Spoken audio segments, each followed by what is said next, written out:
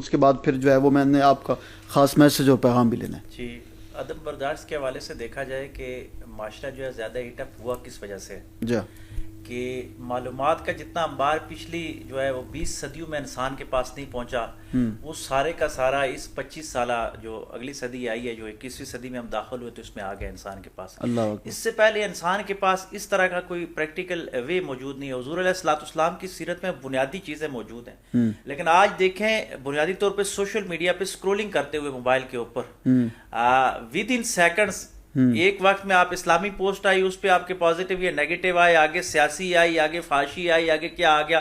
اب انسان کا جو مائنڈ ہے وہ ملٹیپل ویز میں چلا جا رہا ہے. اس کے اندر اس جدید چیز نے جہاں پہ بہت سارے فائدے دیے سوشل میڈیا یا ایجادات نے، ایک چیز کی قوت ارتکاز چھین لی گئی ہے. آپ دیکھیں سٹیٹس 30 منٹ کا 30 سیکنڈ کا تھا، ابھی وہ کھینچ تان کے اس کو 1 منٹ پہ لے کے چلے گئے. ان کو بھی احساس ہو گیا ہے کہ انسان کی جو توجہ ہے ارتکاز ہے یہ 30 سیکنڈ والا نہیں ہے. 30 سیکنڈ کی جو تھیری تھی نا، 30 سیکنڈ پہ سکرولنگ کرتے ہوئے اب ہمارا دماغ جو ہے وہ کسی ایک جگہ پہ ارتکاز رکھ ہی نہیں پا رہا.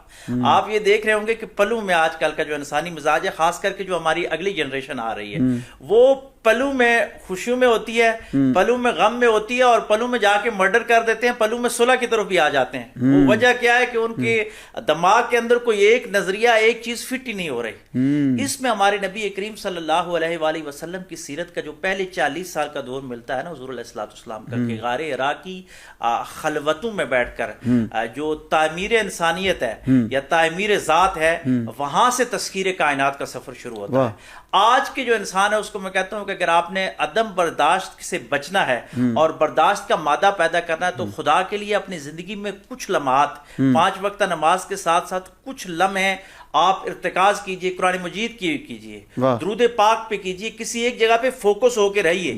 فوکس نہ ہونے کی وجہ سے معاشرہ جو ہے اس حد تک چلا چکا ہے. انہوں نے بڑی خوبصورت مثال دی اینگر مینجمنٹ کے حوالے سے. دنیا میں اینگر مینجمنٹ کی اس سے بہترین مثال نہیں ملتی کہ اپنی ذات کو لمحوں میں اگنور کرنا اور اللہ کی ذات کو آگے لے کے آنا. بڑی خوبصورت بات ہے، خوبصورت بات آپ نے کی. میں چاہ رہا تھا، میں بالکل میرا دل نہیں ہوتا کہ میں آپ کو انٹرپٹ کروں، لیکن کچھ حدود و قیود چینل کی طرف سے ایک خوبصورت پیغام، ایک میسج ایک لائن میں.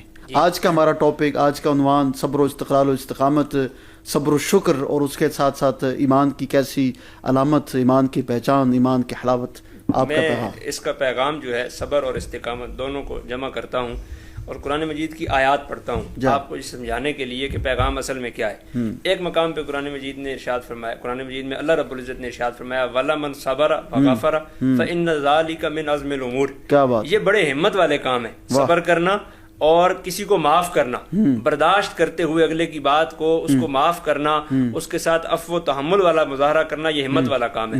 اور استقامت کے موضوع پر اللہ رب العزت نے ارشاد فرمایا ان الذین قالوا ربنا اللہ ثم استقاموا تتنزل علیہم الملائکہ. وہ جو ہے نا ان اللہ مع الصابرین، وہ ان اللہ مع الصابرین صبر کے لیے ہے کہ صبر